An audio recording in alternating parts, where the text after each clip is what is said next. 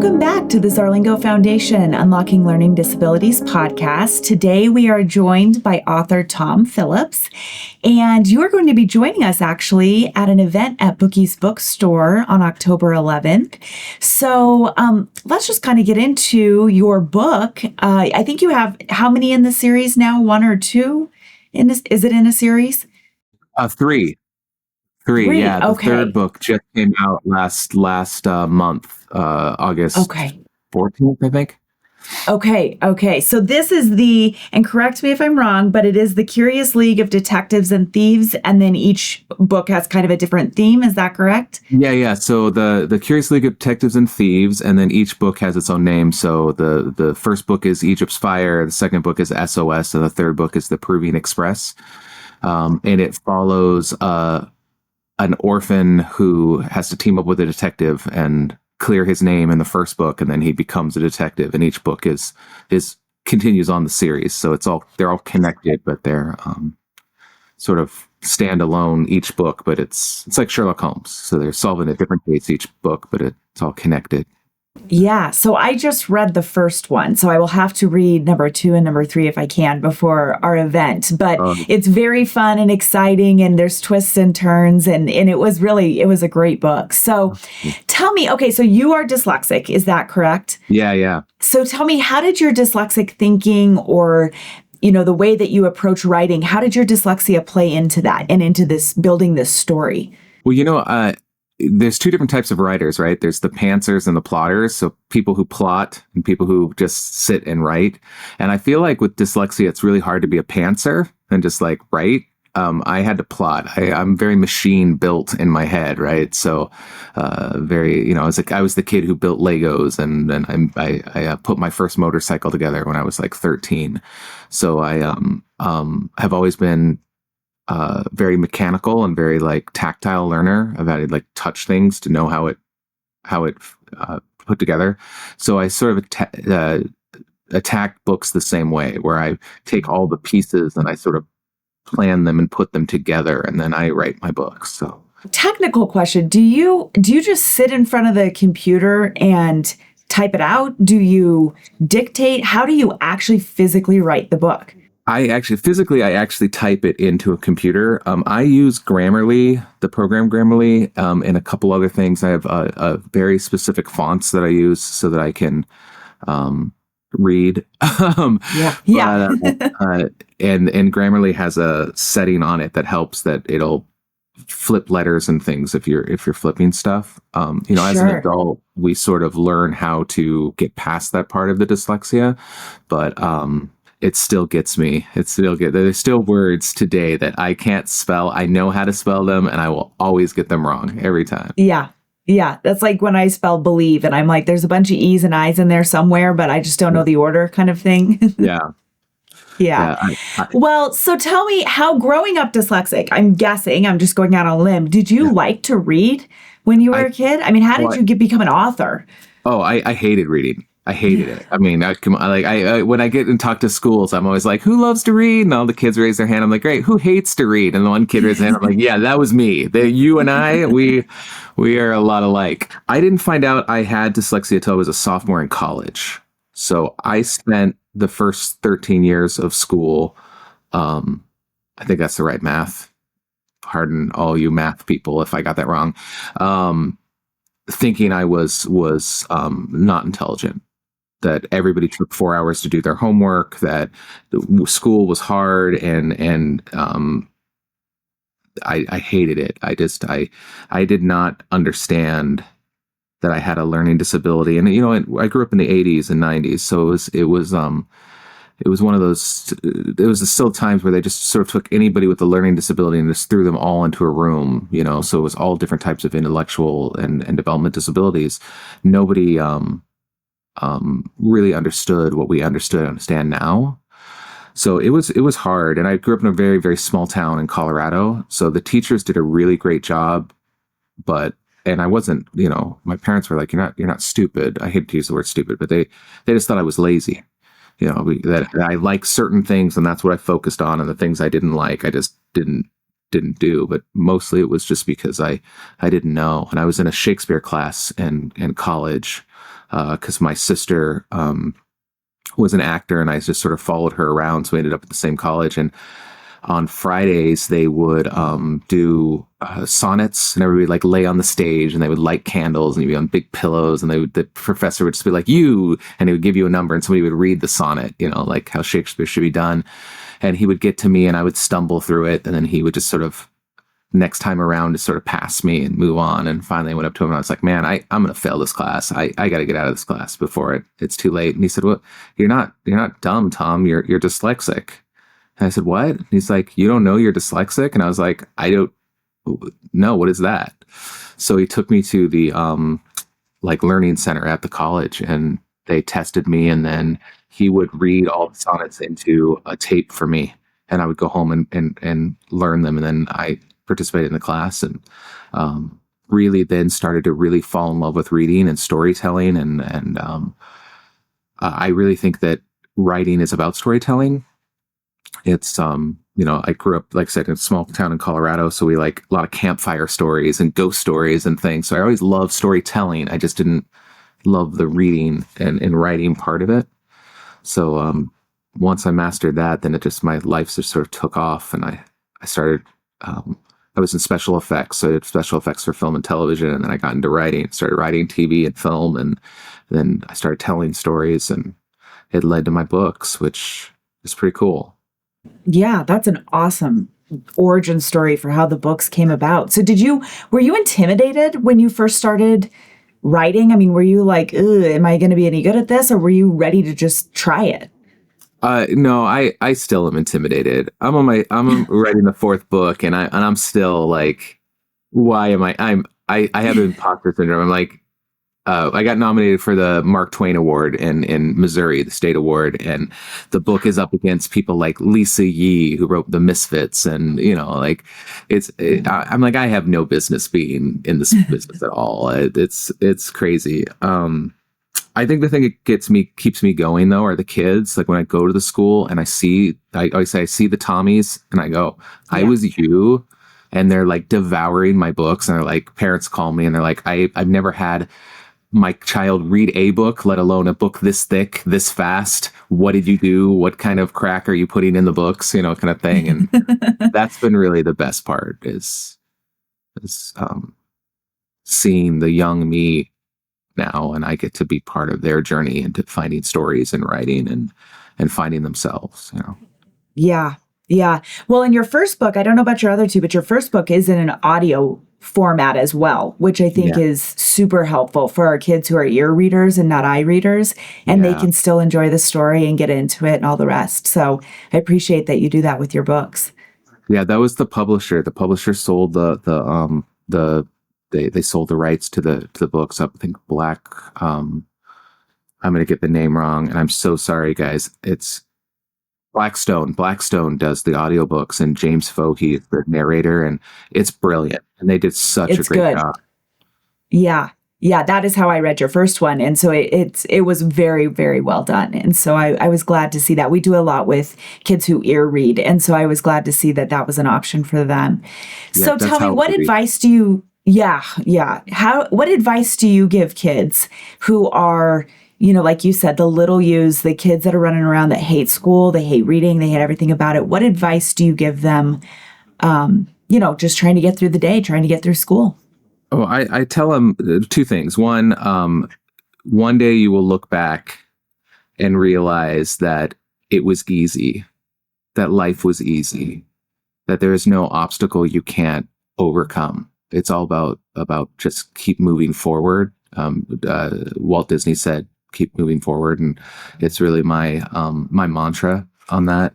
I also tell them that if they hate reading and they feel like they are behind, or this is really more important to like parents, if your child is having problems and they're really great at Legos and they're really terrible at English, go find the teachers. They're very well trained now. There's lots of organizations and things to read about it, but dyslexia isn't a shame. And your kid isn't stupid, and your kid isn't going to struggle for their whole lives if you help them now. Like, don't ignore it in the hopes that it'll go away. Tackle it now so that they can enjoy their lives. And I think that's a really big deal. We have a big problem with parents who are like, oh, my kid's fine. Just let him go. There's nothing wrong with them. And it's not a stigma. It's like you would give them glasses. If your child was born without a leg, you would help them walk. Why are you not helping them read? And then also probably just read whatever you want. If you want to read the back of a cereal box, let your kid read it. Like, don't, if it's a comic book, let them read it. If it's, from Dogman to Shakespeare, like, as long as they're reading and they're choosing what to read, you will have children that through life will always be successful. You have to teach them to be self-readers, self-selecting readers. And that's our biggest thing. Push Harry Potter on them if they don't want to read Harry Potter. Let them read whatever, And yeah, I agree with you 100%. We always say you can't outgrow dyslexia. It's going to be with you the rest of your life. And it's if you can learn how to embrace the strong aspects of being dyslexic, you can go on and do these amazing things. It's just trying to learn how your brain works and what your strengths are and what your weaknesses are. Yeah, absolutely. Exactly. And I love that about self-selecting. We say the same exact thing. If you want to read a comic book and that's what you're into, then by all means, all the comic books, you're at least reading and you're getting used to it and you're loving it. So I agree with you on that 100%. And we grew up in an age where like I had a book and I had the comic book in the book, so nobody would know to read a comic. And like now kids are like, oh, I'm going to go get a graphic novel. And I was like, you have it so easy. You have no idea. No, gosh, isn't that the truth? Isn't that the truth? Well, good. Well, I just so the other last kind of thing I wanted to ask you is are you looking at saying, okay, I'm going to just write this story until it comes to a natural conclusion, or are you looking at writing other books? Are you interested in that? What is kind of your overall forward moving idea? Well, I am working on so many things right now. So the Curious League, I want to do 7 books. I have it plotted for 7, so it will have an end of the series. We're the publisher, there's no guarantee on that. It's all about sales and things, but we have 7 planned. And then I'm working on a couple other series right now. I mostly do crime noir and like film world. I do like adult crime noir and things like that. And then in kid land, I'm sort of in the silly fun space. So I'm working on a couple things. And I don't know. I just want to keep going. One of the things my passion in the world, I write for boys. I write to boys. Not that girls don't enjoy my books, because they do, but I really do try to write for boys. And in my book, the kid learns the 37 rules of being a great detective. And it's really 37 rules I wish I could teach young men before they hit the world, basically. So my next series actually is that we're working on is about a kid surviving the zombie apocalypse, but it's actually surviving the 6th grade. So it's like a workbook to get through 6th, 7th, 8th grade. And it's called The Handy Dandy Guide to Surviving the Apocalypse. And it's like the zombies are the new kids in the school, and how you grow from your one friendship and find friends and do things. So that's what I'm working on right now. But Curious it was my first book I ever wrote. I got challenged to do it. My girlfriend at the time was she wanted to learn sign language, and she was like, is there something you always wanted to do and never thought you could? And I said, I always wanted to write a book. And she's like, you should do it. So I wrote it, and it was terrible. Then I was the editor at Reading Rainbow, and LeVar Burton and their book reader read it and said, if you did these 3 things, it'd be the perfect book. So then I rewrote the book, and then my agent picked it up and said, okay, well, what if we did this? And I rewrote the book. I rewrote it so many times that then it got published, and Pixel and Ink, Alison Weiss, who's the best editor in the world, picked it up. It's sort of become my favorite thing, because it was my first big. Yeah, it has such a special place in your heart. And I did it. I proved it. So that was that's the coolest part, is that I did, I went from being a bottom of my class, I think there were like 98 kids in my graduating class. I think there were 400 people in my hometown, to living in Los Angeles and writing film and television and books and stuff, all because I didn't give up. And I think the kids, if you're listening, just don't give up. Follow your dreams and work hard, and don't take it for granted. Work on your craft. That's the other thing I tell kids. Work on your craft. Be so good, people can't ignore you. Just always get better. And every time you talk to someone and every time you read a book, think about, why is this successful, and how do they write, and take every knowledge, anything anybody ever tells you, take it and log it and use it, because everybody's trying to do it, and you got to be the best. So just keep working on your craft, and you'll get there. I was going to say, the other thing I love about what you're saying is your message to parents that this is really hard right now, and you're pulling your hair out and you don't know what to do, and you can't see a future for your child, but it will get better if you provide them with the tools they need to get better and to succeed in school and life, really. Because what you're saying is similar to what we talk about a lot. Is school is what, 14, 15 years, main school is 14 or 15 years of your life. Yeah. And then you have the rest of your life where you need these skills and these coping mechanisms and these, all these different strategies to have a job, to have a family, to have all these things that you might want to have in your life. But you have to learn yourself first. And you need your parents for that when you're as young as, third, fourth, fifth grade. Yeah. So I was ditching school a lot in high school because I hated it so much. And my mom,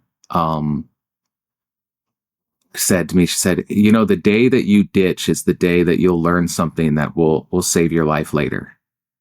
She says, you don't know what you're going to learn. People are like, oh, I'm never going to use this when I'm an adult. And they're like, you don't know that. Why? How do you know that? And I feel the same way. I really wish that my biggest regret is that I didn't love stories and writing and stuff sooner, because there were so many books and so many things in high school and middle school that we read that I now, as an adult, and I write middle grade, now I go back and write and reread all the things I should have read.